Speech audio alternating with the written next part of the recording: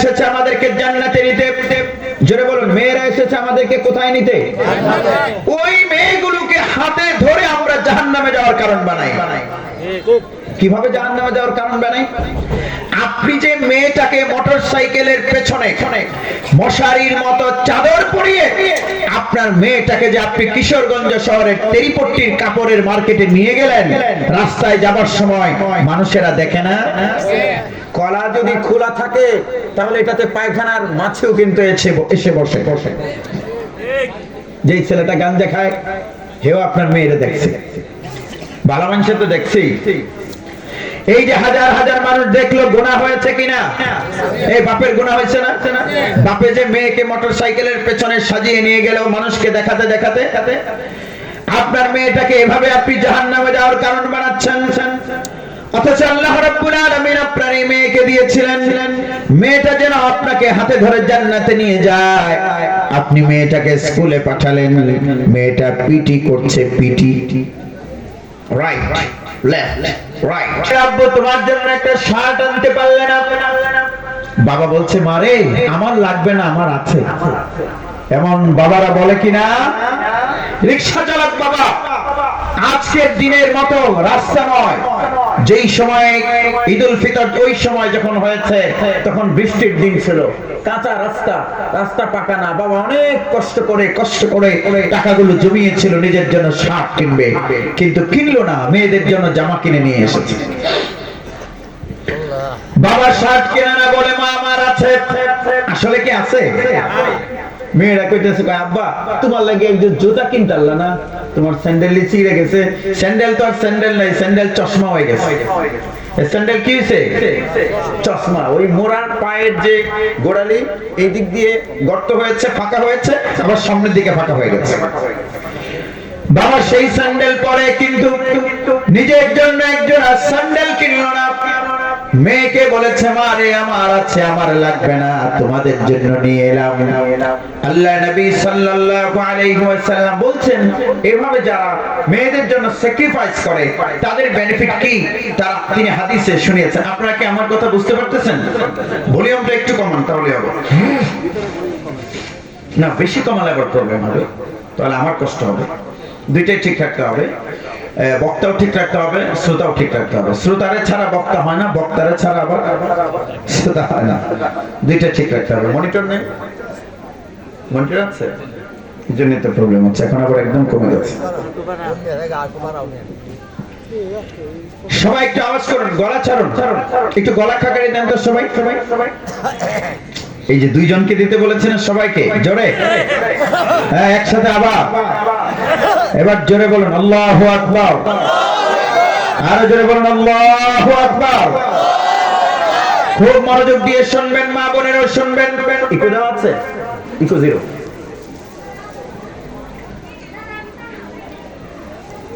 মাশাআল্লাহ, আশা করি ঠিক হয়ে যাবে। আমি খুবই ক্লান্ত, ফিজিক্যালি এন্ড মেন্টালি আমি খুবই টায়ার্ড। এই পরিস্থিতিতে বক্তব্য রাখতে হয় 3টা-4টা করে ডেইলি। শরীর আর আগের মতো নাই। আমি ওয়াজ করি অনেক লম্বা সময় ধরে, প্রায় 20 বছর।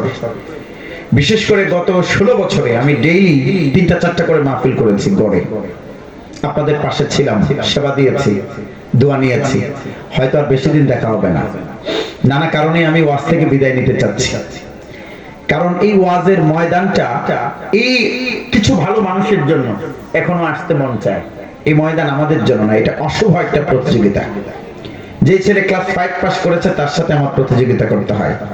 বিশ্ববিদ্যালয় থেকে মাস্টার্স পাস করে এসে এই জন্য মাঝে মধ্যে আর উস্তাদদের নির্দেশ, আমাদের উস্তাদ আল্লামা শফিকুর রহমান জালালাবাদী সাহেবদের সহ মুরব্বিদের নির্দেশ যে কমাও, এত বেশি দৌড়াদৌড়ি করা যাবে না। একটা সর্বোচ্চ একটা, পারলে একটা ডেইলি না, সপ্তাহে 2 দিন গ্যাপ দাও, পরিবারকে সময় দাও, ফ্যামিলিকে সময় দাও। শুধু দৌড়াদৌড়ির নাম জীবন না। যাই হোক, আজকে দেখা হয়েছে যেন আমি শুরুতে কিন্তু বলেছি যে আমি আনন্দিত, বাট কতবার দেখা হবে আমি জানি না। আওয়াজ হবে, জোরে বলুন আল্লাহু আকবার। আরেকটু জোরে দেওয়া যায় না? পরিবেশটা করে নে, আবার বলুন আল্লাহু আকবার। ওই মেয়ের বাবা কি বলেছে বলুন? আমার লাগবে না, আমার আছে। আল্লাহ নবী সাল্লাল্লাহু আলাইহি ওয়াসাল্লাম ওই কন্যার পিতাদেরকে বলেছেন, যেই কন্যার পিতারা, যেই কন্যার মায়েরা কন্যার জন্য স্যাক্রিফাইস করবে, সেই কন্যার বাবা মার ব্যাপারে আল্লাহর নবী সাল্লাল্লাহু আলাইহি ওয়াসাল্লাম কি বলেছেন শুনুন। আমাদের মা আয়েশা বলছেন, উম্মুল মুমিনিন, ঘুরিয়ে দিন, এদিকে আছে, পেছনে আছে, আপনার পেছনে একটা দিতে হবে, তাদের কষ্ট হচ্ছে। আচ্ছা, অপারেটরের উপরে দায়িত্ব দিলাম, তিনি চেষ্টা করবেন, আপনারা অধৈর্য হবেন না, এই যন্ত্রের বিষয় তো আস্তে আস্তে ঠিক হয়ে যাবে ইনশাআল্লাহ। কানে বিকট শব্দ হচ্ছে না, আচ্ছা ঠিক হয়ে যাবে, আপনারা দোয়া করতে থাকুন ইনশাআল্লাহ, দোয়া করতে থাকুন। আমাদের সবাই এই যে পরিস্থিতি তৈরি হয় আমাদের লাইফে, এগুলোকে খুব ধৈর্যের সাথে আমাদের মোকাবেলা করতে হয়। কালকে এক মাহফিলে গেছি, কালকে তৃতীয় মাহফিল এটা আমাদের, তো একজনকে স্লিপ দেওয়া হয়েছে যে 10 মিনিটের মধ্যে শেষ করবেন, তিনি সাথে সাথে মাইক ছেড়ে উঠে চলে গেছেন। আর একটা ফাসাদ তৈরি হয়েছে এলাকায়, আমার অনেক কষ্ট হয়েছে তাদেরকে বসাতে। এই জন্য যে কোনো পরিস্থিতি তৈরি হোক, আমাদেরকে সেগুলো মোকাবেলা করতে হবে ধৈর্যের সাথে। জোরে বলুন, কিসের সাথে? ধৈর্যের সাথে। যাই হোক, সম্মানিত হাজিরিন, আল্লাহর নবী সাল্লাল্লাহু আলাইহি ওয়াসাল্লামের কাছে আমাদের মা আয়েশা গেছেন। আয়েশা, আমি মাদ্রাসার মেয়েদেরকে বলবো, তোমরাও মনোযোগ দিয়ে কথাগুলো শোনো। উম্মুল মুমিনিন আয়েশা বলছেন, ইয়া রাসূলুল্লাহ, জাআতনি মিসকিনা, আমার কাছে মিসকিনা মহিলা এসেছেন, ওয়া মাআহা ইবনাতান, তার দুই কোলে দুই কন্যা। আমাদের গ্রামে ভিক্ষুক মহিলা আসে না, আমরা এটাকে বলি ফকির বেডি। ফকির বেডি বলেন না আপনারা? ওই ফকির বেডি আসছে, ওয়া মাআহা ইবনাতান, তার দুই কোলে দুই কন্যা। দুই কোলে দুই কন্যা, আর ওই মহিলা তিনজন। মহিলা এসে খাবার চাইলেন, কিছু দেন না। হযরত আয়েশা বলছেন, আমার কাছে মাত্র 3খানা খেজুর ছিল। জোরে বলবেন, খেজুর ছিল কয়টা? আর ওই মহিলা আর তার দুই মেয়ে কয়জন হয়েছে? 3জন। 3খানা খেজুর আমি মহিলার হাতে তুলে দিলাম। মহিলা দুই খেজুর দুই কন্যার হাতে তুলে দিয়েছেন। একটু বলবেন আপনারা, খেজুর আর রইল কয়টা? ওই এক খেজুর, দুইটা তো মেয়েদেরকে দিয়েছে, আর একটা বাকি আছে, একটা নিজে খাবেন, মুখের কাছে নিয়েছেন। এরই মাঝে এক মেয়ে তার খেজুরটা গদগদ করে দ্রুত খেয়ে মায়ের দিকে হাত বাড়িয়ে বলছে, আম্মু তোমারটা আমারে দিয়ে দাও। হযরত আয়েশা বলছেন, ইয়া রাসূলুল্লাহ, আমি লক্ষ্য করলাম, বিস্মিত হলাম, অবাক হলাম। ওই মহিলা নিজেও ক্ষুধার্ত ছিলেন, কিন্তু নিজে খেজুর খানা না খেয়ে মেয়ে যখন চাইলো, সাথে সাথে কন্যার মুখে খেজুরটা তুলে দিল। এই কথা শুনে আল্লাহ নবী সাল্লাল্লাহু আলাইহি ওয়াসাল্লাম বললেন, ইন্নাল্লাহা কাদ আওজাবা লাহা বিহাল জান্নাহ। আয়েশা শোনো, এই যে মহিলা নিজে খেজুরটা না খেয়ে কন্যার মুখে খেজুর খানা তুলে দিয়েছে, এই কারণে এই দৃশ্য দেখে আল্লাহ রাব্বুল আলামিন এই মহিলার প্রতি খুশি হয়ে তার জন্য জান্নাত ওয়াজিব করে দিয়েছে। কথা বুঝে থাকলে আপনারা বলুন, মেয়েদের জন্য ত্যাগ করলে লস না লাভ? কথা বলে না, জোরে বলুন, লস না লাভ? আপনি তো মেয়ের জন্য ত্যাগ করছেন না, মেয়েকে প্রাধান্য দিচ্ছেন না, আপনি ছেলেকে ভর্তি করাচ্ছেন এলাকার নামি দামি স্কুলে, আর মেয়েকে ভালো মাদ্রাসায় ভর্তি করাতে পারছেন না, কারণ 200 টাকা 300 টাকা বেতন দিতে হয়। এটা করবেন না, এই বৈষম্য করবেন না। আমার ভাইরা, মেয়েরা এসেছে আমাদেরকে জান্নাতে নিতে। জোরে বলুন, মেয়েরা এসেছে আমাদেরকে কোথায় নিতে? ওই মেয়েগুলোকে হাতে ধরে আমরা জাহান্নামে যাওয়ার কারণ বানাই। কিভাবে জাহান্নামে যাওয়ার কারণ বানাই? আপনি যে মেয়েটাকে মোটরসাইকেলের পেছনে মশারির মতো চাদর পরিয়ে আপনার মেয়েটাকে যে আপনি কিশোরগঞ্জ শহরের তেরিপট্টির কাপড়ের মার্কেটে নিয়ে গেলেন, রাস্তায় যাবার সময় মানুষেরা দেখে না? কলা যদি খোলা থাকে তাহলে এটাতে পায়খানার মাছেও কিন্তু এসে বসে। যেই ছেলেটা গাঞ্জা খায়, হেও আপনার মেয়েরা দেখছে, ভালো মানুষের তো দেখছি। এই যে হাজার হাজার মানুষ দেখলো, গুনাহ হয়েছে কিনা? এই বাপের গুনাহ হয়েছে না? বাপে যে মেয়েকে মোটরসাইকেলের পেছনে সাজিয়ে নিয়ে গেল মানুষকে দেখাতে দেখাতে, আপনার মেয়েটাকে এভাবে আপনি জাহান্নামে যাওয়ার কারণ বানাচ্ছেন। অথচ আল্লাহ রাব্বুল আলামিন আপনার এই মেয়েকে দিয়েছিলেন, মেয়েটা যেন আপনাকে হাতে ধরে জান্নাতে নিয়ে যায়। আপনি মেয়েটাকে স্কুলে পাঠালেন, মেয়েটা পিটি করছে, PT. Right left, right left, right left. 350 পোলাপান চারপাশে দাঁড়ানো ছেলেরা, 350। এরা তো আপনার মেয়ে যখন ক্লাস 10-এ পড়ে, 10ম শ্রেণীতে পড়ে, আপনার মেয়ের বয়স হলো 14 বছর। 14 বছরের মেয়ে যখন এখানে একটা বেল্টের মতো দিয়ে রাইট এন্ড লেফট করে, এইটা লজ্জার কথা, বলতেও লজ্জা হয়। তখন 350 পোলাপানে কি নিচের দিকে ছায়া ছায়া আস্তাগফিরুল্লাহ পড়ে? আপনি বুঝেন না? আপনি কেন মেয়েকে সেখানে পাঠাবেন? 350 যুবক দেখছে, আপনি তো খেতে হাল চাষ করছিলেন, কোনো গুনাহ করছেন না, কিন্তু আপনার মেয়ে তো হাই স্কুলে। ওই সময় আপনার আমলনামায় প্রতি পিকো সেকেন্ডে 350 কবিরা গুনাহ লেখা হচ্ছে। হ্যাঁ, জোরে বলুন ঠিক কিনা? আমার ভাইরা, এইভাবে আমরা জান্নাতে যাওয়ার উসিলা, মেয়েদেরকে জাহান্নামে যাওয়ার উসিলা বানাই। আপনারা কি আমার কথা বুঝতে পারতেছেন? বুঝতে পারতেছেন না? আমি তো বাংলায় বলছি, সুন্দর করে, মাঝে মধ্যে গ্রামের ভাষায় বলবো ইনশাআল্লাহ। মেয়েকে কিভাবে জাহান্নামে যাওয়ার কারণ বানায় বাবা মা। মাশাআল্লাহ, আপনাদের এখানে এসে একটা বিষয় আমার খুব ভালো লেগেছে। তারাইল কিন্তু আলেম ওলামার এলাকা। এই যে আমি মাইকে বলেছি, যারা আসছেন তারা এসে পশ্চিম পাশে বসবেন। মাশাআল্লাহ, অন্য এলাকা হলে আগে এই সাইডটা ভরে যেত, আপনারা এসে পশ্চিম সাইডটা আগে বসেছেন। আপনাদের জন্য প্রাণ খোলা দোয়া রইল, আল্লাহ রাব্বুল আলামিন আপনাদের দুনিয়া এবং আখিরাতকে সুন্দর করে দিন। আপনারা আমিন বলবেন না? আরে আমি তো মুসাফির মানুষ, দোয়া কবুল হয়ে গেলে তো ভালো। সবাই জোরে বলুন আমিন। সাথে আমাদেরকে যেন শামিল করে নেন, বলুন আমিন। আর আপনাদের কাছে আমি একটা দোয়া চাই, এখানে অনেক নেককার আল্লাহর বান্দা আছে, আমার নেক মাকসাদ আছে, আল্লাহ যেন পুরা করে। এটা আপনাদের কাছে দোয়া চাইলাম, কারণ এখানে অনেক আল্লাহর ওলিরা আছে। আমার ভাইয়েরা একটু জোরে আওয়াজ করে বলবেন তাহলে, মেয়ে আসে আমাকে কোথায় নিতে? জোরে বলতে হবে, কোথায় নিতে? তা আপনি তো মেয়েকে বেপরদা বানিয়ে জাহান্নামে যাওয়ার কারণ বানাচ্ছেন, এটা করা যাবে না। কিভাবে আপনার মেয়েকে জাহান্নামে যাওয়ার কারণ বানানোর একটা ছোট্ট উদাহরণ দেই আপনাদের। আপনাদের এলাকার এক লোক হাজী সাহেব হজ করেছেন 4 বার। সেই মানুষটা যোহরের নামাজে দশদ্রনের মসজিদে সিজদায় পড়ে বলছেন সুবহান রাব্বিয়াল আলা, সুবহান রাব্বিয়াল, জোরে বলেন সুবহান রাব্বিয়াল আলা। তো ওই হাজী সাহেব যখন মসজিদের সিজদায় পড়ে বলছেন সুবহান রাব্বিয়াল আলা, তখন তার মেয়ে জাহাঙ্গীরনগর বিশ্ববিদ্যালয়ে পড়ে। ওই বিশ্ববিদ্যালয়ে সুন্দরী প্রতিযোগিতা হচ্ছে। মেয়ে গেছে সুন্দরী প্রতিযোগিতায়, হাজী সাহেব জানে না। সুন্দরী প্রতিযোগিতার মঞ্চে যখন মেয়েটা গেছে, 350 যুবক গ্যালারিতে থেকে দেখেছে। হাজী সাহেব সিজদায় পড়ে আল্লাহকে বলেন সুবহান রাব্বিয়াল আলা, আর ওই সময়ও মেয়ের দিকে তাকিয়ে আছে 350 যুবক।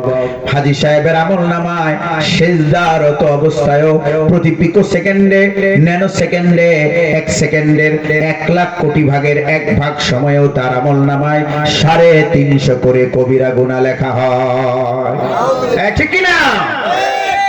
ঘটনা এখানে শেষ হতে পারত, কিন্তু শেষ হয়নি। শেষ হতে পারত কেমনে? মেয়েটা সুন্দরী প্রতিযোগিতার মঞ্চ থেকে বেলা 2:30টার সময় বেরিয়ে অনন্যা পরিবহন বাসে উঠে চলে এসেছে কিশোরগঞ্জ। কিশোরগঞ্জ এসে সোজা আপনার দশদ্রনে এসে মেয়েটা রাতের খাবার খেয়ে ঘুমিয়ে পড়েছে, কম্বল গায়ে দিয়ে। উপরে আবার মশারিও আছে, ডাবল পর্দা, কম্বল আবার মশারি। কোন যুবক এখন তাকে দেখে না। এই সময় গুনাহ হওয়ার কথা ছিল না। রাত 3টায় ওই মেয়ের বাবা হাজী সাহেব ঘুম থেকে উঠে ঠান্ডা পানি দিয়ে, এই মাঘ মাসের প্রচন্ড ঠান্ডায় ঠান্ডা পানি দিয়ে ওযু করে তাহাজ্জুদে পড়ে সিজদায় পড়ে আল্লাহকে আবার বলছেন সুবহান রাব্বিয়াল। বলুন মেয়ে কোথায়? কম্বলের ভেতরে, কেউ দেখে না। আর মেয়ের বাবা কোথায়? জোরে বলুন, মেয়ের বাবা কোথায়? গুনাহ তখনও বন্ধ হয়নি, কারণ মেয়ে যদিও কম্বলের ভেতরে, মেয়েটা যখন সুন্দরী প্রতিযোগিতার মঞ্চে গিয়েছিল তখন তার 350 বন্ধু মোবাইল দিয়ে ছবি তুলে রেখেছিল। মেয়ে যদিও কম্বলের নিচে, ছবি আছে কোথায়? এই 350 বয়ফ্রেন্ডের 200 জনে রাত 2:30টার সময় কাঁথার নিচ থেকে মোবাইল বের করে দেখে, দেখি তো বান্ধবীটারে কেমন দেখা যায়। আপনারা আমার কথা বুঝে থাকলে বলুন, মেয়ে যদিও কম্বলের নিচে কিন্তু গুনাহ কি বন্ধ না চালু আছে? এখানে শেষ নয় ভাইরা আমার, কয়েকদিন পরে এই মেয়েটা শেখ আহমদুল্লাহ হুজুরের বক্তব্য শুনে মামুনুল হক কিংবা হাসান জামিল সাহেবের ওয়াজ শুনে নিয়ত করেছে আর বেপরদা থাকবে না। মেয়েটা এখন হাতে মোজা পায়ে মোজা পরে, হাতে মোজা পায়ে মোজা পরা শুরু করেছে। আর মেয়ে বাবা তো এমনিতেই তাহাজ্জুদ গুজার। মেয়ে যদিও হাতে পায়ে মোজা পরে, ছবি আছে কই? ছবি শুধু মোবাইলে না, কয়েক বন্ধু আবার সেগুলোকে গুগলে আপলোড করে দিয়েছে। ভাইরা আমার, গুনাহ কি বন্ধ না চালু আছে? মেয়ে মরে গেছে, এরপরেও কি গুনাহ বন্ধ না চালু আছে? বাপ মরে গেছে, গুনাহ কি বন্ধ না চালু আছে? এভাবে আমরা মেয়েদেরকে জাহান্নামে যাওয়ার কারণ বানাই। এজন্য ভাইরা আমার, এলাকার মায়েরা বোনেরা, আপনাদেরকে সিদ্ধান্ত নিতে হবে, যেই কন্যাকে 10 মাস 10 দিন পেটে ধারণ করে লালন পালন করলেন, প্রসব বেদনা সহ্য করলেন, যে মেয়েটার জন্য রিকশা চালিয়ে হাড় ভাঙা পরিশ্রম করে মাথার ঘাম পায়ে ফেলে যেই খাদিজাকে, যেই জেসমিনকে আপনি খাওয়ালেন, ওই জেসমিনকে আপনি কেন জাহান্নামে যাওয়ার কারণ বানাবেন? সে নিজে আপনাকে হাতে ধরে টেনে জাহান্নামে নিয়ে যাবে। এজন্য মেয়েদের ব্যাপারে আমাদের একটা প্ল্যান করতে হবে। কিসের প্ল্যান? আমার মেয়ে হবে আদর্শ মা। জোরে বলুন, আদর্শ কি হবে? আপনারা কি আমার কথা, আপনারা মনে হয় আমার কথায় রাগ করছেন নাকি? তাহলে উত্তরটা জোরে দিন, মেয়ে আদর্শ কি হবে? না না, কই হুজুর আমার মেয়ের বিজ্ঞানী বানাবো। আরে ভাই, মেয়ের উপরে একটা দায়িত্ব আল্লাহ অনিবার্য করে দিয়েছেন, এটা হচ্ছে মাতৃত্ব। কিসের দায়িত্ব? মাতৃত্ব। যে মেয়েটা বিজ্ঞানী হয়, যেই মেয়েটা ডিসি হয়, যেই মেয়েটা ওসি হয়, ওই মেয়েটাও কিন্তু সন্তান নিজেকেই পেটে রাখতে হয়, স্বামী 6 মাস পেটে রেখে দেয় না। আপনাদের কিশোরগঞ্জের ডিসি যদি মহিলা হয়, ওই মহিলা যখন গর্ভবতী হবে, তার স্বামীকে এটা চিন্তা করবে নাকি? করলেও কোনো লাভ হবে নাকি? স্বামী যদি চিন্তা করে যে আমার বউটা এত কষ্ট করে জীবিকা নির্বাহ করে, এই পেটের বাচ্চাটা আমি 6 মাস রেখে দেই, এটা কি স্বামী পারবে? এটা কি সম্ভব? আল্লাহ দায়িত্ব ভাগ করে দিয়েছেন, মেয়ে মাতৃত্বের দায়িত্ব পালন করবে। এই যে আমাদের দায়িত্ব মেয়েকে ইঞ্জিনিয়ার বানানো না, আমাদের দায়িত্ব মেয়েকে বড় অফিসার বানানো না, আমাদের দায়িত্ব মেয়েকে আদর্শ মা হিসেবে গড়ে তোলা।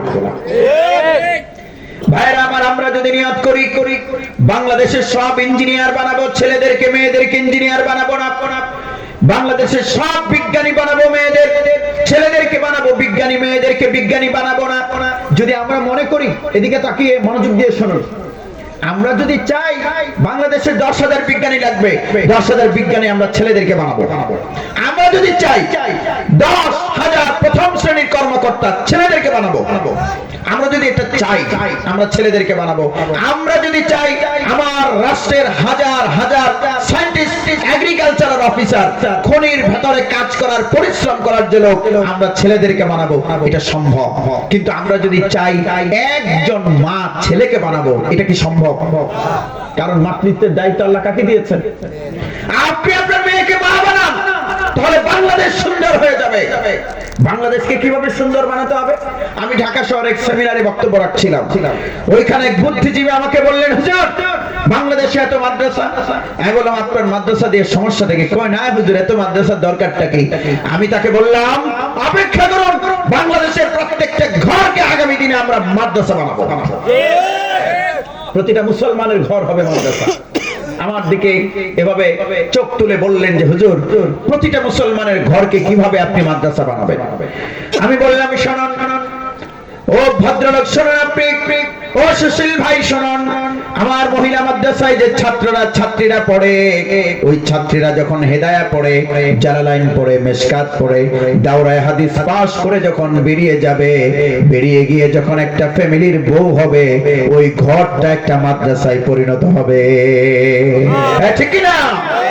এবার যদি আমরা বাংলাদেশের প্রত্যেকটা ঘরে একটা করে ছাত্রীকে বউ বানিয়ে দিতে পারি, ইনশাআল্লাহ আগামী দিনে বাংলাদেশের 20 কোটি মানুষের ফ্যামিলি, প্রত্যেকটা ফ্যামিলি একটা করে মাদ্রাসায় পরিণত হবে। আপনাদের মেয়েদেরকে দিন শেখান। বাংলাদেশের বড় একটা শিল্প গ্রুপের ব্যাপারে আমি জানি, আমি শেখ আহমদুল্লাহ হুজুরের নাম শুনেছেন আপনারা? কোন কারণে ওনার সাথে আমি ওয়েল কানেক্টেড। আসুন্নাহ ফাউন্ডেশনের বড় বড় প্রজেক্ট আলহামদুলিল্লাহ আমার প্ল্যানে হয়েছে, অনেক বড়। আমার প্ল্যানে অনেক বড় বড় প্রজেক্ট হয়েছে, আমি প্ল্যান দিয়েছি, তিনি সেটা বাস্তবায়ন করেছেন। পরিকল্পনা আইডিয়া দিয়েছি আমি, শেখ আহমদুল্লাহ হাফিজাহুল্লাহ তিনি বাস্তবায়ন করেছেন। তো একদিন একটা মিটিং ছিল, ইনডোর মিটিং একদম, আমরা ৩-৪ জন, শেখ আহমদুল্লাহ হাফিজাহুল্লাহ, আমি এবং আমাদের রেজাউল করিম আবরার ভাই, আমরা ৩-৪ জনের একটা মিটিং। সেখানে এই সরকারের পতন, গত সরকারের পতনের পরে ভাইরা আমার ওই মিটিং এ শেখ আহমদুল্লাহ হাফিজাহুল্লাহ বললেন, বাংলাদেশের বড় একটা শিল্প গ্রুপ, যারা একটা সময় সেকুলার ছিল, যারা একটা সময় ধর্ম নিরপেক্ষ ছিল, যারা ইসলামের বিরুদ্ধে তাদের টাকা পয়সা খরচ করত, সেই ফ্যামিলিটাকে পুরো টার্ন করে দিয়েছে একটা বউ। কিভাবে বউ টার্ন করে দিয়েছে তিনি আমাকে শোনালেন। ওই শিল্প গ্রুপের বিড়ি আছে, প্লাস্টিক আছে, আর অনেক কিছু আছে। এই দুইটা বলার কারণে আপনারা বুঝতে পারবেন, হয়তো অনেকে বুঝতে পারবেন যে কোন শিল্প গ্রুপটা এটা। আমি নাম বলবো না নানা কারণে। ওই শিল্প গ্রুপে একটা মেয়ে, দিনদার একটা মেয়ে গেছে বউ হয়ে। কি হয়ে গেছে?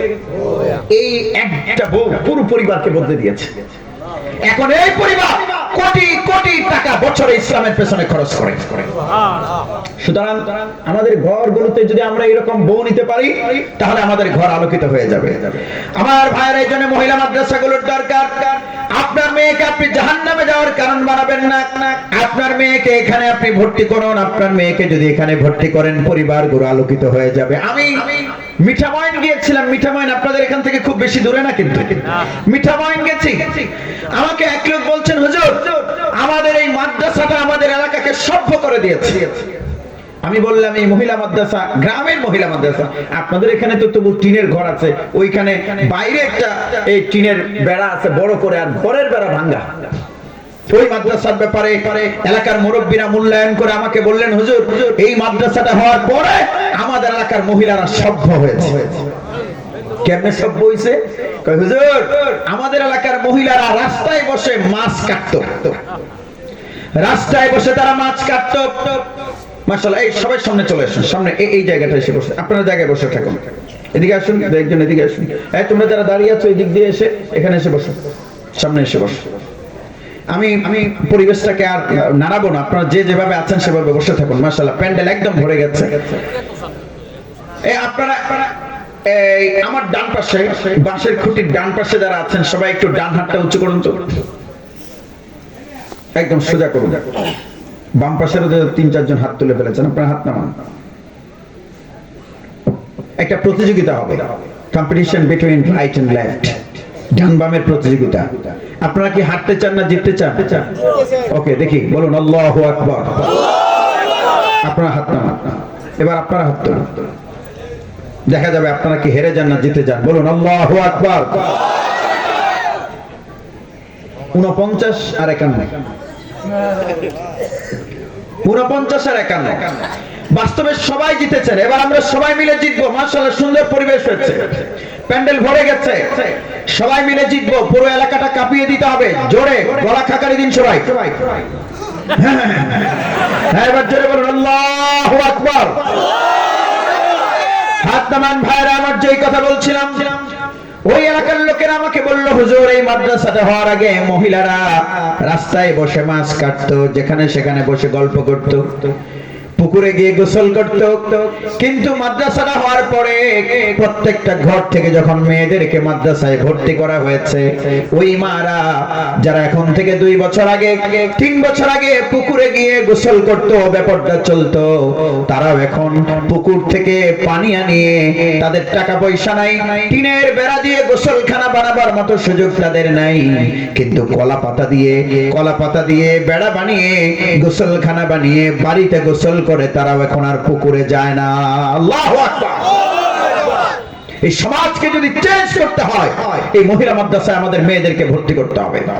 সম্মানিত হাজিরিন, ছোট্ট আরেকটা কথা বলে আমি হয়তো আমার বক্তব্য শেষ করব। 9:18 বাজে, আমি 9:30টার দিকে সম্ভবত আমার সময় শেষ। এরপরে কর্তৃপক্ষ যদি বাড়ান, আমি ইনশাআল্লাহ কিছুটা বাড়াতে পারবো। ভাইরা আমার, আপনারা কি আমার কথা রাগটাগ করতেছেন? আমাদের সংসারগুলো ভালো হবে কিভাবে? কিভাবে ভালো হবে? মেয়েদেরকে ভালো বানাতে হবে। আমার রাষ্ট্রের মোট জনসংখ্যার অর্ধেক হচ্ছে নারী। তাদেরকে যদি আপনি আলোকিত করতে না পারেন, তাহলে বাংলাদেশকে আপনি আলোকিত করতে পারবেন না। এই সমাজকে ইসলামী সমাজে পরিণত করতে হলে আপনার ঘরের মেয়েটাকে ইসলামের আদালতে করে তুলতে হবে। এজন্য আপনারা মেয়েদেরকে ভর্তি করবেন। ও ভাই, আমাদের সমাজ জীবনে যত প্রবলেম আছে, এই প্রবলেমগুলোর বড় একটা সমস্যা হলো দাম্পত্য কলহ। ঘরে ঘরে ঘরে ঘরে ঝগড়া। ঝগড়া তো হবে, হবে না কেন? আপনি মেয়েকে, আপনার বউকে দেখাচ্ছেন স্টার জলসা। আপনার মেয়েকে পড়ানোর দরকার ছিল খাদিজা আয়েশার জীবনী। আপনি এগুলো পড়াচ্ছেন না। আপনার ঘরে রাসূলুল্লাহ সাল্লাল্লাহু আলাইহি ওয়াসাল্লামের মেয়েদের জীবনী নাই। আপনার ঘরে ঢুকে গেছে স্টার জলসা, সেখানে আগুন জ্বলবে জ্বলবে জ্বলবে। সম্মানিত হাজিরিন, মেয়েরা স্বামীদেরকে বুঝতে চায় না। একজন স্বামী যখন বাইরে থেকে আসে, আমার কাছে কয়েকদিন আগে এক মহিলা বিচার নিয়ে এসেছেন। বললেন যে হুজুর, আমি তো 3 দিন স্বামীর জন্য শাড়ি পরেছিলাম, আমার স্বামী আমাকে বললো না যে তোমাকে সুন্দর লেগেছে। বললো না। এটা কি স্বামী না আসামি? আমি ওই মাকে বুঝলাম, মা শুনুন, আপনার হাজবেন্ড হয়তো বাইরে থেকে কোন একটা ক্রিটিক্যাল মোমেন্ট তিনি ফেস করেছেন, একটা এমন পরিস্থিতি তিনি ফেস করেছেন যেটা আপনি জানেন না। বাসে আসার সময় ৯,৯০০ টাকা ছিল, পকেট মারে নিয়ে গেছে। অথবা তিনি অফিসে বড় স্যারের সাথে ঝগড়া করেছেন, কলিগের সাথে বাদানুবাদ হয়েছে, আপনি জানেন না, তার মনটা খারাপ। হয়তো তিনি আপনার দিকে তাকিয়ে বলেননি তোমাকে সুন্দরী লাগছে, খুব ভালো লাগছে, এটা তিনি হয়তো আজকে বলতে পারেননি। বাট আপনি শাস্তে থাকুন, প্রতিদিনের সাজার জন্য আপনি আল্লাহর রাস্তায় হাজার হাজার কোটি টাকা সোনা রূপা দান করার সমান সওয়াব পাবেন। শাস্তে থাকুন। আর আপনাদেরকে বলে আপনি কেন বলবেন না, বাইরে না হয় আপনার মনটা খারাপ ছিল, এই বউ যেহেতু সেজে আছে, মনটা আজকে ভালো না, এরপর কৃত্রিম একটা হাসি দিয়ে বলুন না তোমাকে অনেক সুন্দর লাগছে। এই বউকে সুন্দর লাগছে বললে গুনাহ না সওয়াব? হ্যাঁ। আর শালিকাকে বললে, নায়িকাকে বললে, বউকে বলবেন, বউয়ের প্রশংসা করবেন। বউকে যদি আপনি তার রান্নার প্রশংসা করেন, চুল সুন্দর, দাঁত সুন্দর, নখ সুন্দর, এগুলো যদি বলেন, সব হবে, মহব্বত বাড়বে। কৃতজ্ঞ থাকতে হয়। আর বউয়েরও তো কৃতজ্ঞ থাকে না। হে, একদিন শুধু একটা স্নো আনতে মনে নাই, বলছে যে এই সংসারে তোমার কাছে এই জীবনে আমি কিছু পাইলাম না। এইরকম বলার মতো মহিলা কিন্তু তারাইলে নাই। আর ভেংসি দিয়া রয়েছে। এই ভেংসি দেওয়াটারে গ্রামের ভাষায় কইলে ভূতা লাগিয়ে রয়েছে। খুব ভালো করে মা বোনেরা শুনুন, এসব করবেন না। স্বামীর প্রতি কৃতজ্ঞ থাকা রাসূলুল্লাহ সাল্লাল্লাহু আলাইহি ওয়াসাল্লামের শিক্ষা হলো স্বামীর প্রতি কৃতজ্ঞ থাকা। আরে আপনার যে শাড়িটা, এই শাড়িটা আনার জন্য তিনি কত পরিশ্রম করেছেন আপনি জানেন? আপনার প্রয়োজন পূরণের জন্য তিনি কত চেষ্টা করেছেন, কত কিছু তার বাজারে গেলে খেতে মন চায়, খেতে পারে না, আপনার জন্য তিনি এই পরিস্থিতি মোকাবেলা করে আপনার মুখে হাসি ফোটান তিনি, আপনি কেন তার প্রতি কৃতজ্ঞ থাকবেন না? উঠতে বসতেই বলে আমারে ছেড়ে দিবে, গোলামের ফুট আজকেই ছেড়ে দিবে, এরকম নাই। আল্লাহ নবী সাল্লাল্লাহু আলাইহি ওয়াসাল্লাম বলেছেন, আইয়ুমা ইমরাতিন সালাত যাওজাহা তালাকান, যেই নারী তার স্বামীর কাছে কারণে অকারণে তালাক চায়, লাম তাজিদ রাইহাতাল জান্নাহ, ওই মেয়েটা জান্নাতে যাবে তো দূরের কথা, জান্নাতের ঘ্রাণও পাবে না। এখন আপনাদের মেয়েরা জান্নাতে যাক, আপনারা চান কিনা? এই হাদিস তো মেয়েকে জানাতে হবে। মেয়ে যদি জানে যে আমি স্বামীর কাছে তালাক চাইলে আল্লাহ সন্তুষ্ট হবেন, তাহলে সে চাবে না। আমার ভাইরা, এই জন্য আমাদের করণীয় হলো মেয়েদেরকে দিন শেখানো। এই যে মহিলার চেহারা প্রকাশে করে রাখলো, স্বামী এসেছে ব্যবসা প্রতিষ্ঠান থেকে, এটা ইসলামী পরিবার হতে পারে না।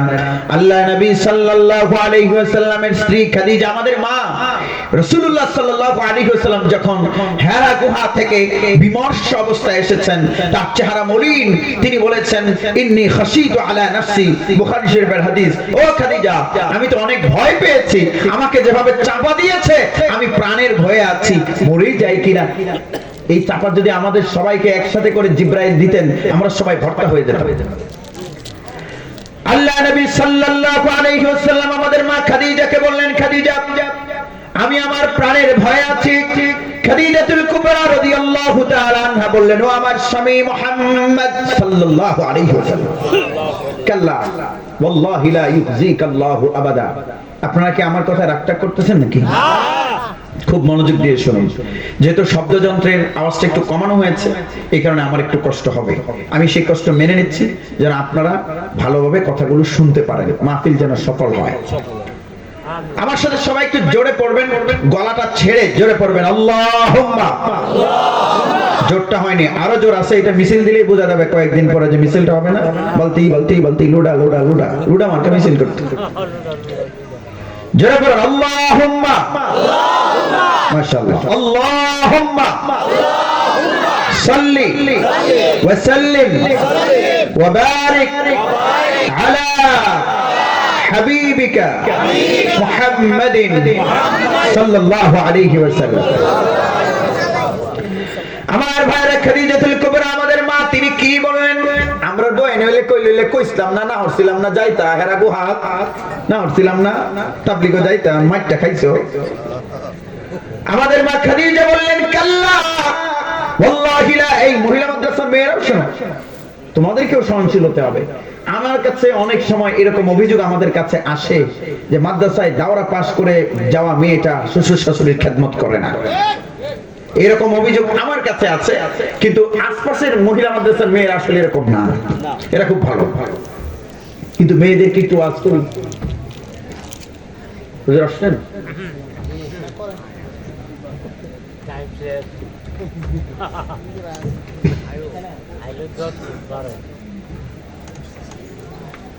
আমার বয়স 37, 37, 38 বছর চলমান আমার বয়স অনেক বেশি হয়নি।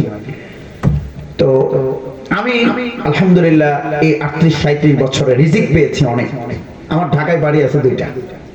এটা বলা সম্পদ কখনো সামান্য, এটা ক্ষণিকের জিনিস, এটা কখনো মানুষের মর্যাদার কারণ হতে পারে না। ইন্না আকরামাকুম ইনদাল্লাহি আতকাকুম। কিন্তু আমি বললাম আপনাদেরকে একটা বিষয় বোঝানোর জন্য, আমি বিশ্ববিদ্যালয়ে লেখাপড়া করেছি, কওমি মাদ্রাসায় পড়ে, আলিয়া মাদ্রাসায় পড়ে, পাবলিক বিশ্ববিদ্যালয় থেকে অনার্স এবং মাস্টার্স। আমার জীবনের বিশ্ববিদ্যালয়, কওমি মাদ্রাসা, আলিয়া মাদ্রাসা যত বন্ধু আছে এখন পর্যন্ত আমি আমার হিসেবে সবচেয়ে বেশি রিজিক সব বন্ধুদের চেয়ে আমি বেশি পেয়েছি, আলহামদুলিল্লাহ। এটার একটা কারণ আমার মাকে আমি জিজ্ঞেস করেছিলাম একদিন। মা আমাকে বললেন যে তোমার দাদি যে মরণের সময় দোয়াটা করে গিয়েছিল এটা মনে নেই? কি দোয়া করে গিয়েছে আমার দাদি? দাদু যেদিন মারা যাবেন ওই দিন আব্বা আমাকে ফোন করছেন, 1112 না কত মডেলের একটা মোবাইল ছিল আমার, ওই মোবাইল তখন বাটন ফোন। আব্বা ফোন করে বললেন তাড়াতাড়ি বাড়ি আসো। তা আমি যেতে একটু দেরি হয়েছে, আব্বা অনেক রাগ করলেন, কারণ দাদির তখন প্রাণ যায় যায় অবস্থা। আব্বা অনেক রাগ করলেন, আব্বা আমার সাথে কথাই বলবেন না। তাহলে বলুন তো আমার আব্বারও মায়ের প্রতি গুরুত্ব অনেক কম ছিল না? কম না বেশি? আমি একমাত্র পুত্র, তারপরেও রাগ করেছে। মানে মনে হয় অবস্থা এরকম যে আমাকে বাড়ি থেকে বের করে দেবেন। দেরি করলে কেন? আমার মার প্রাণ চলে যাচ্ছে, তুমি এই সময় থাকবে না এখানে? ভাইরা আমার, আমি গেলাম, চেয়ারে বসেছি, আমার দাদি আমার হাতটা টেনে নিয়ে এভাবে বললেন যে আমি গেলাম, তোর মায়ের যেন কষ্ট না হয়। এই কথা বলে আরেকটা লাইন বলেছেন যে তোর মা আমার জন্য অনেক কষ্ট করেছে। এই কথা বলতে গিয়ে আমার দাদির চোখ দিয়ে অশ্রু ঝরেছে। আমার মা বললেন আমরা যে রিজিকের ফজল পেয়েছি এর পেছনে কারণ হলো তোমার দাদির সেই দোয়া। এখন ডিসিশন ইজ ইয়োরস, সিদ্ধান্ত আপনার। আমি মাদ্রাসা মেয়েদেরকে বলি তুমি তোমার শাশুড়ির দোয়া নেবে কি নেবে না এটা তোমার ব্যাপার। যদি নিতে চাও তাহলে পানি গরম করে দিও। অহংকার করো না যে আমি দাওরা পাস করে এসেছি, আমি কেন খেদমত করব। কেন খেদমত করবে? যদি তোমার ঘরে রিজিকের দুয়ার খুলতে চাও। সম্মানিত হাজির, আলোচনা শেষ করব, মনোযোগ দিন।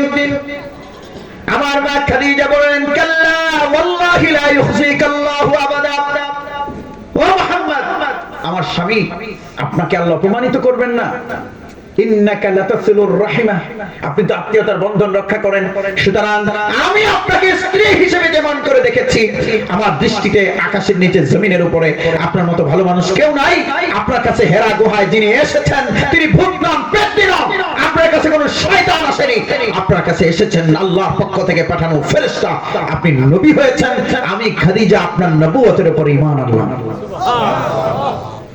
এরপরে রাসূল সাল্লাল্লাহু আলাইহি ওয়াসাল্লামকে সম্পদ দিলেন, দাওয়াত দেওয়ার জন্য সাহস দিলেন, প্রেরণা দিলেন, চেতনা দিলেন। নারী, সুতরাং আমাদের মেয়েদেরকে খাদিজার জীবনী পড়াতে হবে। জোরে বলুন ঠিক কি না? আপনি যদি স্টার জলসা শিখান, মেয়েকে দেখান, আপনার মেয়ের সংসারে শান্তি আসবে না। আপনার মেয়েকে মাদ্রাসায় ভর্তি করবেন, এখানে খাদিজার জীবনী পড়বে, আয়েশার জীবনী পড়বে, উম্মুল মুমিনিনদের জীবনী পড়বে, তার জীবন ফুলে ফলে ভরে উঠবে। ছোট্ট একটা ঘটনা বলে আমি শেষ করব। রাসূলুল্লাহ সাল্লাল্লাহু আলাইহি ওয়াসাল্লামের এক মেয়ের নাম হলো যায়েনব। বলুন মেয়ের নাম কি? যায়েনব। ফাতেমা রাদিয়াল্লাহু তাআলা আনহার বড় আল্লাহ নবীর কন্যা যায়েনবকে বিয়ে দিয়েছিলেন মক্কার সম্ভ্রান্ত ধনাঢ্য পরিবারের সুপুরুষ আবুল আস ইবনুর রাবিআর সঙ্গে। আবুল আস ইবনুর রাবিআ রাসূলুল্লাহ সাল্লাল্লাহু আলাইহি ওয়াসাল্লামের মেয়ের জামাতা। ইসলাম গ্রহণ করেননি, ওহী নাযিল হবার পর তিনি ঈমান আনেননি। আবুল আস ইবনুর রাবিআ, আল্লাহ নবী সাল্লাল্লাহু আলাইহি ওয়াসাল্লাম হিজরত করলেন। এই হিজরত করে কোথায় গিয়েছিলেন? এটা কি আপনারা বলতে পারেন না? জোরে বলেন, কোথায় গিয়েছিলেন? মদিনায় যাওয়ার পর একটা যুদ্ধ হয়েছে। যুদ্ধ কি? বদরের যুদ্ধ। মুসলমানরা হেরেছেন না জিতেছেন? 70 জন বন্দী।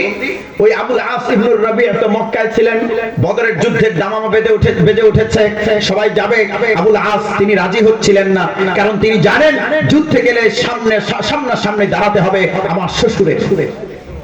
কিন্তু এলাকার লোকেরা বললো, তুমি কি শ্বশুরে ডরাও? হ্যাঁ, আমরা যুদ্ধে যাব, তুমি যাবে না, তুমি কি কাপুরুষ? আবুল আস রাজি হলেন এবং যুদ্ধে গেলেন। তিনি খানিকটা নিষ্ক্রিয় ছিলেন। সেই যুদ্ধে আবুল আস ইবনুর রাবিআ বন্দী হয়েছেন। বন্দী রাসূলুল্লাহ সাল্লাল্লাহু আলাইহি ওয়াসাল্লাম বন্দীদের জন্য মুক্তিপণ নির্ধারণ করে দিয়েছেন। আমার ভাইরা, কারোর জন্য 100 দিরহাম, 1000 দিরহাম, কারোর জন্য 1500, কারোর জন্য 2000, 3000, 4000 পর্যন্ত। আবুল আস ইবনুর রাবিআর মুক্তিপণ 4000 দিরহাম। হঠাৎ করে রাসূল সাল্লাল্লাহু আলাইহি ওয়াসাল্লামের কানে খবর এসেছে আবুল আসের মুক্তিপণ পাঠানো হয়েছে। রাসূল সাল্লাল্লাহু আলাইহি ওয়াসাল্লাম বলেন, কি পাঠিয়েছে আমার সামনে আনো। খোলা হয়েছে। রাসূলুল্লাহ সাল্লাল্লাহু আলাইহি ওয়াসাল্লামের চোখ থেকে অঝর ধারায় অশ্রু ঝরা শুরু হলো। তিনি দেখতে পেলেন যেটা এসেছে সেটা হলো খাদিজাতুল কুবরার গলার হার। সুবহানাল্লাহ, সুবহানাল্লাহ। এই গলার হার খাদিজাতুল কুবরা রাদিয়াল্লাহু তাআলা আনহা তার কন্যা যায়েনবকে গিফট করেছিলেন। যায়েনব রাদিয়াল্লাহু তাআলা আনহা সেই গলার হার। একটু চিন্তা করে দেখুন, মেয়ের আজকে স্বামী ব্যবসায় লস করলে বলে তোমার সংসার করব না, আর সেখানে রাসূল সাল্লাল্লাহু আলাইহি ওয়াসাল্লামের কন্যা, আর ওইদিকে হচ্ছেন কাফের। আবুল আস ইবনুর রাবিআ তখন কাফের।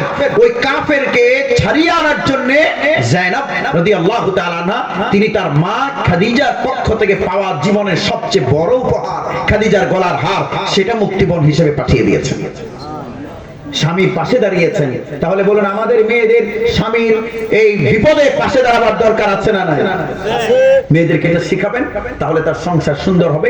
যখন তাকে আপনি খাদিজা আয়েশার জীবনী পড়াবেন, এইজন্য ভাই আমরা আমাদের মেয়েদেরকে যেন আমরা মা বানাই, আদর্শ মা যদি বানাতে চাই, মেয়েকে আল্লাহ দিয়েছেন আমাদেরকে যেন টেনে জান্নাতে নিয়ে যায়। আপনি ধরে ওই মেয়েকে আপনাকে ধরে জাহান্নামে নিয়ে যাওয়ার কারণ বানাবেন না। মেয়েকে দ্বীন শেখান, মেয়েকে ওযু গোসল তায়াম্মুম এগুলো শেখান, তাহলে মেয়েটা কোরআনের শুদ্ধ তিলাওয়াত জানবে। প্রত্যেকটা ঘর এক একটা মক্তবে পরিণত হবে। আল্লাহ রাব্বুল আলামিন আমাদেরকে তৌফিক দিন। সবাই জোরে বলুন আমিন। মেয়েদের সবচেয়ে বড় দায়িত্ব মাতৃত্ব। এভাবে আপনারা গড়ে তুলবেন, আমরা যেন মেয়েদেরকে জাহান্নামে যাওয়ার কারণ না বানাই, আমাদের সন্তানরা যেন আমাদের জাহান্নামে যাওয়ার কারণ না হয়। আজকে 10 কয় তারিখ? 13 তারিখ না? 13 তারিখ। এই নতুন শিক্ষাবর্ষ শুরু হয়েছে। নুরানীতে বাচ্চাদের লেখা অনেক সুন্দর। আপনারা এখানে বাচ্চাদেরকে ভর্তি করবেন। মেয়েদের ব্যাপারে বিশেষ সতর্ক থাকবেন, সে আশাবাদ ব্যক্ত করে আমার 1 ঘন্টার আলোচনা এখানে শেষ করলাম। ওমা আলাইনা ইল্লাল বালাগ। আসসালামু আলাইকুম।